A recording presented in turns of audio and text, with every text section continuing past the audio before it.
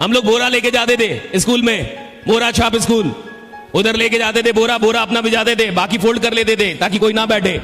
Master को पता था कोई पढ़ेगा नहीं और बच्चे पहले से तैयार थे, औकात है तो पढ़ा के दिखाओ, सब भाग जाते थे। तो अंग्रेजी की परीक्षा हम लोग पार्ले जी और टाइगर बिस्किट पे पास करते थे। मास्टर जी को पार्ले जी खिला दिया 100 में 70 नंबर, और अगर टाइगर भी खिला दिया 100 में 90 नंबर। हिसाब बहुत बराबर था, give and take, give and दो और लो। अब मैं टॉप हुआ, मेरे माँ बाप ज्यादा खुश हो गए, इतने खुश हुए जितने नहीं होने चाहिए। शशीश कुछ समझ में आया? मैं कहा नहीं। कहा तुम तो टॉपर हो।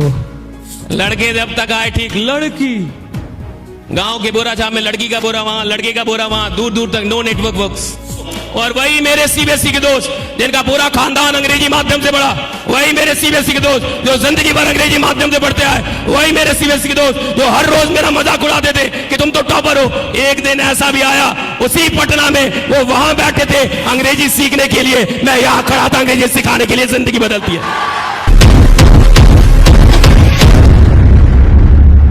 हम लोग आए गोपालगंज से। गोपालगंज जान रहे हैं, बिहार में एक जिला है गोपालगंज, वहां बाढ़ प्रभावित क्षेत्र, बाढ़ प्रभावित गांव से मैं निकला। हम लोग बोरा लेके जाते थे स्कूल में, बोरा छाप स्कूल, उधर लेके जाते थे बोरा, बोरा अपना भिजाते थे, बाकी फोल्ड कर लेते थे ताकि कोई ना बैठे।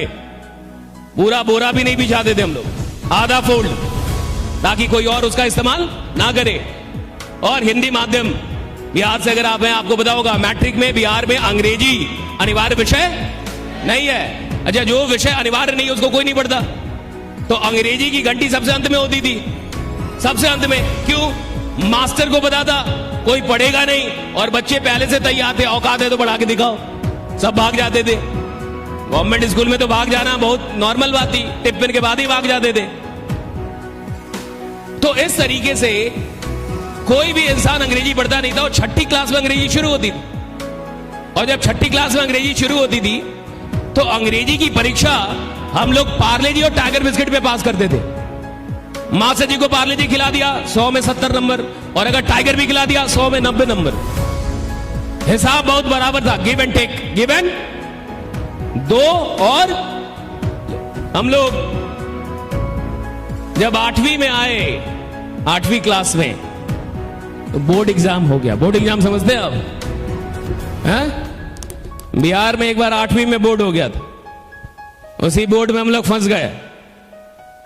और उस बोर्ड एग्जाम में आप में से बहुत सारे लोगों ने 10th का बोर्ड तो दिया होगा। कितने लोगों ने 10th का बोर्ड दिया है? हाथ उठाएं। कितने लोग पास हुए हैं? कितने लोग ईमानदारी से पास हुए हैं? वो हाथ उठाएं। कितना ईमानदार है लोग, हैं? Very good. सही में ईमानदारी से पास किए थे?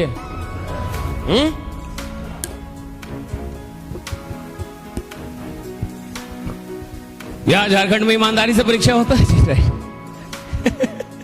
कहां से पास करोगे? तो देखो, जब आप 10th का एग्जाम देने जा रहे होंगे, बोर्ड एग्जाम, तो डर लगा था कि नहीं? पहली बार जब इंसान बोर्ड एग्जाम देने जाता है तो उसको डर लगता है साहब। और एक लड़के के साथ उसका पूरा खानदान जाता है, खानदान के 7-8 लोग जाते हैं, ऐसा लगता है कि पाकिस्तान से युद्ध है। सिंपल बोर्ड एग्जाम है, और आप देखिए मम्मी जाएंगी, पापा जाएंगे, 2-4 और लोग जाएंगे बोर्ड का एग्जाम आपको दिलवाने के लिए। और बोर्ड के एग्जाम में डर तो लगता है। और देखिए, डर किसको लगता है? जिसने मेहनत की हो। अगर आपने परीक्षा की तैयारी की है, परीक्षा से जुड़े कुछ सपने हैं आपके कि मेरे को 80% आना चाहिए, 90%, तो आपको डर लगेगा। लेकिन मान लो कोई नालायक है, उसको मतलब ही नहीं है फेल हूं या पास हूं, तो तू गाड़ का डर लगेगा, वो तो मजे मजे में रहेगा, राइट? उसको कोई मतलब ही नहीं है रिजल्ट से, राइट? उसको मतलब ही नहीं है मैं फेल हूं या पास हूं। तो देखिए, डर भी उसको लगता है जो तैयारी करता है साहब। डर खराब चीज थोड़े है, डर का मतलब है तुम तैयारी कर रहे हो। हर आदमी को थोड़े डर लगेगा। डर उसको लगता है जो लड़ रहा है, जो कुछ करना चाहता है, कुछ पाना चाहता है। तो अगर आपको कभी डर लगे तो ये मत समझिए कि गड़बड़ है। डर लग रहा है यानी ठीक है, आप तैयारी कर रहे हैं, कुछ कर रहे हैं आप। नालायक आदमी को किसी बात की डर नहीं है जी। तो 8वीं की एग्जाम में क्या हुआ? सौभाग्य या दुर्भाग्य से, फॉर्चुनेटली और unfortunately, I become the topper of my district. मैं पूरे गोपालगंज डिस्ट्रिक्ट का टॉपर हो गया 8वीं की बोर्ड में, राइट। जब रिजल्ट आया, जब मैं टॉप आया तो मेरे माँ बाप बहुत खुश हो गए, इतने खुश हो गए जितना नहीं होना चाहिए। हर चीज एक लिमिट में होना चाहिए, है? अब मैं टॉप हुआ, मेरे माँ बाप ज्यादा खुश हो गए, इतने खुश हुए जितने नहीं होने चाहिए। मेरे पिताजी ने मिठाई लिया और पूरे गांव में मिठाइयां बंटवाई। जहां जहां मिठाई बटा, मेरा एक ही काम था, पूरे गांव का मैंने आशीर्वाद लिया। और गांव में जलन बहुत है। गांव के लोगों को, आप कितने भी बड़े टॉपर, वो अपना एग्जाम स्वयं लेते हैं। तो गांव में क्या था कि कई लोग पूछते थे कि अच्छा आप टॉप आए हैं तो ये बताइए। हम कहते थे आप 2 मिठाई खाइए, पूरा गांव बाकी है, बाद में फरी आएंगे, राइट। कई लोग को एग्जाम तक याद होता है, एग्जाम के बाद याद नहीं होता। होता है कि नहीं ऐसा? एग्जाम था भैया, याद था, एग्जाम नहीं है, अब काहेगा याद रखना। तो बहुत सारी चीजें आपको याद नहीं रहती। और इस तरीके से जो पूरे गांव में मिठाइयां बटी, तो मेरे जो पटी पटीदार थे, पटी पटीदार समझते हैं आप? रिलेटिव्स, पड़ोसी, रिलेटिव्स, रिश्तेदार, तो वो ऊपर ऊपर से बहुत खुश थे कि फलना का लड़का टॉप आ गया। अंदर अंदर से उनको बहुत टेंशन था कि फलना का लड़का टॉप आया कैसे। जलन समझते हैं आप? गांव में जलन बहुत है। आप एक नई कार लीजिए, नई कार भाड़े पे, और उस कार को लेके गांव जाइए और 2-4 चक्कर घुमा के और शहर आ जाइए। 2 दिन में अफवाह फैल जाएगा कि आप बिहार में शराब का धंधा कर रहे हैं। तुरंत अफवाह फैला देंगे लोग कि आप कुछ गलत कर रहे हैं, आप 2 नंबर का धंधा। जलन। अच्छा, पड़ोसी पूछने नहीं आएगा आपसे कि आपने कार कैसे लिया, कहेगा हम जाएंगे उनसे पूछने। हाँ, तुम क्या साला प्रधानमंत्री हो, राइट? अडानी हो, अंबानी हो तुम? कहता हम जाएंगे। जलन देखिए कितना है, पूछने भी नहीं आएगा। तो मेरे जो पटी पटदार थे, उन्होंने मेरे पिताजी को मोटिवेट किया कि ऐसा लड़का तो पूरे खानदान में पैदा नहीं हुआ। 2-4 लोग इससे भी आगे निकल गए, बोले पूरे गांव में नहीं पैदा हुआ। कुछ लोग कहे जिला में नहीं पैदा हुआ। अब आप कंजूसी छोड़िए और इसको पटना लेके जाइए। पापा को भी लगा कि कुछ खतरनाक पैदा किया है। किसी को भी भ्रम हो सकता है जी।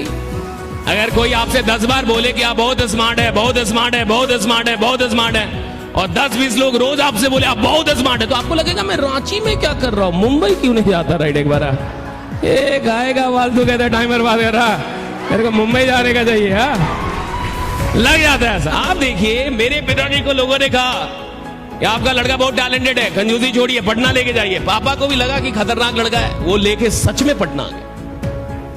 मोटिवेशन में देखिए कितनी शक्ति है, बहुत शक्ति है, राइट? मेरे पिताजी उठे तो एक बात समझ में आया, आप विश्वास नहीं करेंगे।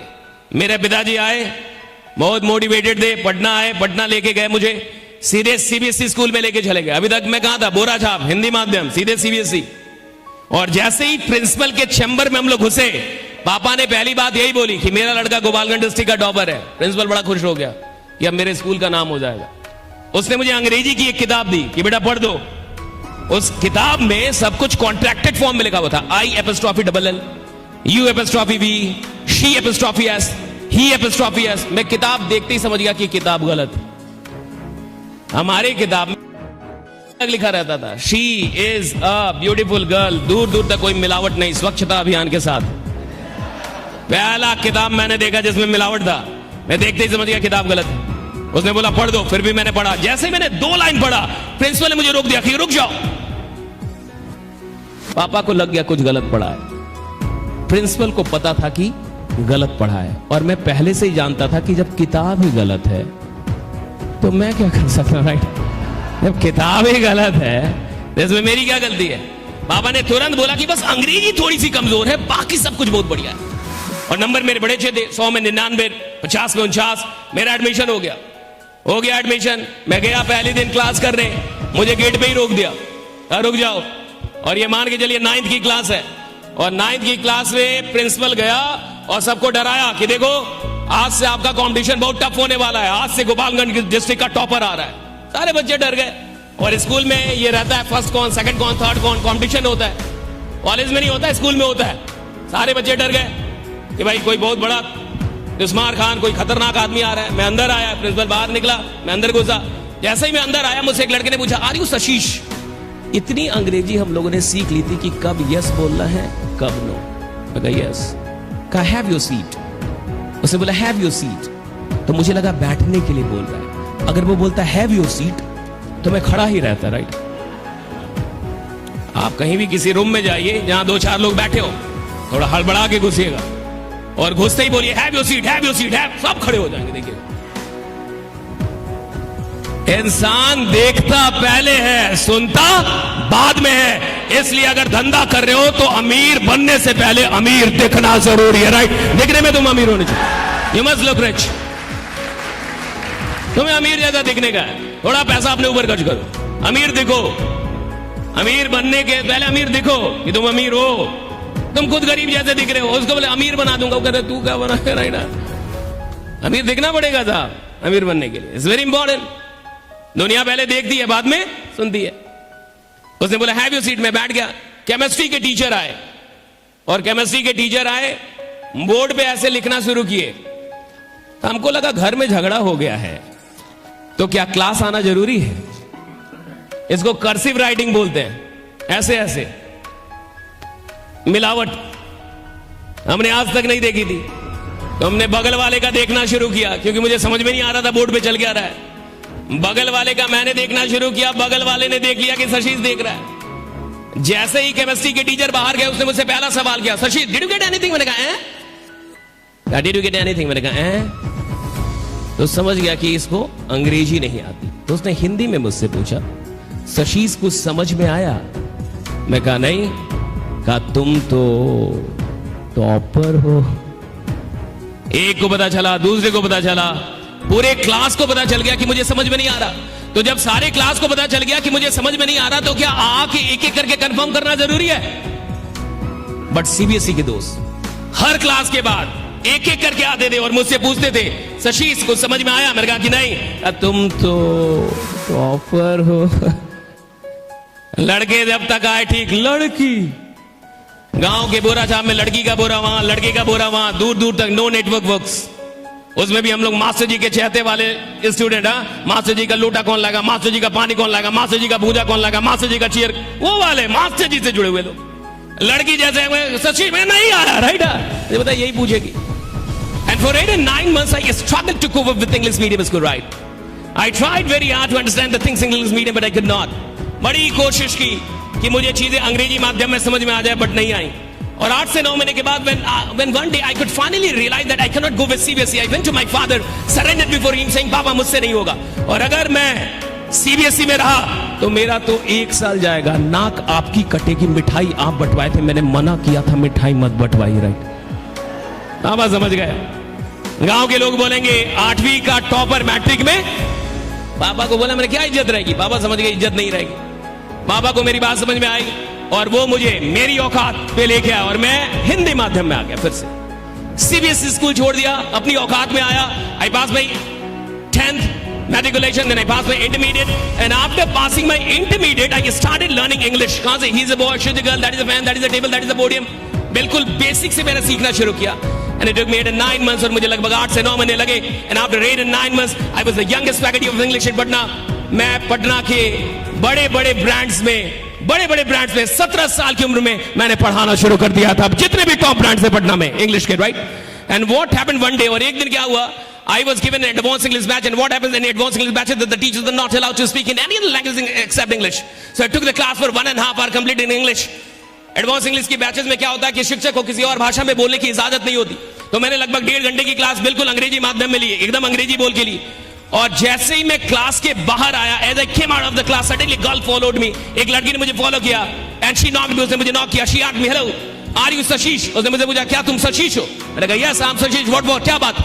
उसने मुझसे दूसरा सवाल किया, have you been living in Patna for the last 5 and 6 years?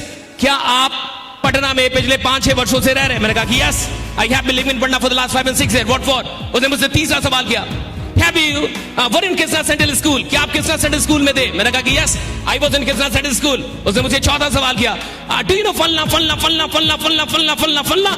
क्या आप फलना फलना फलना फलना को जानते हैं? मैंने कहा कि यस, आई नो फलना फलना फलना फलना फलना. क्या बात है?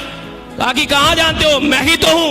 और वही मेरे सीबीएसई के दोस्त जिनका पूरा खानदान अंग्रेजी माध्यम से पढ़ा, वही मेरे सीबीएसई के दोस्त जो जिंदगी भर अंग्रेजी माध्यम से पढ़ते आए, वही मेरे सीबीएसई के दोस्त जो हर रोज मेरा मजाक उड़ाते थे कि तुम तो टॉपर हो. एक दिन ऐसा भी आया, उसी पटना में वो वहां बैठे थे अंग्रेजी सीखने के लिए, मैं यहां खड़ा था अंग्रेजी सिखाने के लिए. जिंदगी बदलती है, लाइफ चेंजेस साहब, लाइफ चेंजेस. कौन कहता है जिंदगी नहीं बदलती? और उस दिन मैंने उस लड़की से पूछा था, मैं वापस आ